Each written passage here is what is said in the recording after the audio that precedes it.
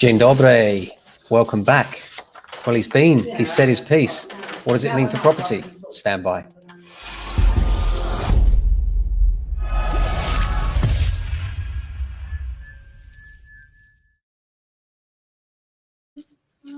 Hi guys, Ken at 10 here, except it's not 10. I just thought I'd come on just after the budget, just for a quick response. And my initial thoughts are, it's actually pretty good news. I thought it was going to hit the property market quite hard, but actually the difference in capital gains tax rates, because he hasn't interfered with the headline rates, which remain at 18% and 28%, and he's fiddled with the allowances, the actual difference between what it was and what it is actually quite minimal. I mean, it's money, but it's not significant amounts of money. I'll give you an example.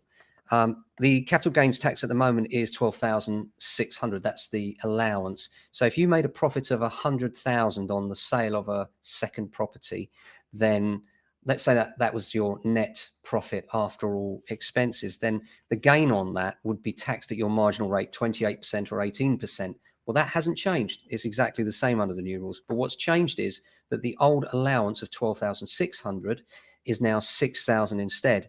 But if we look at that in real terms, the old way around, you would have been looking at a gain tax on 100,000 of 24,000 if you were a higher rate taxpayer, 24,472 to be precise. Under the new regime, it would be 26,320. So not a significant difference, really, actually quite small. So I'm really relieved. I think the most important thing is that he hasn't fiddled with the marginal rates of CGT. There was talk that he was going to level up rates of capital gains tax with income tax, which could have taken the higher rate up to as high as 50% or 40%, depending on which way he went. The stamp duty rates remain the same now until I think 2025, which is good news. And so that won't impact on first-time buyers at all, which is great. As far as the market's concerned, it has enough challenges ahead without the budget compounding that. And I certainly think the budget hasn't done it any harm. Don't get me wrong, there is pain, but I do think he's been quite balanced in his approach.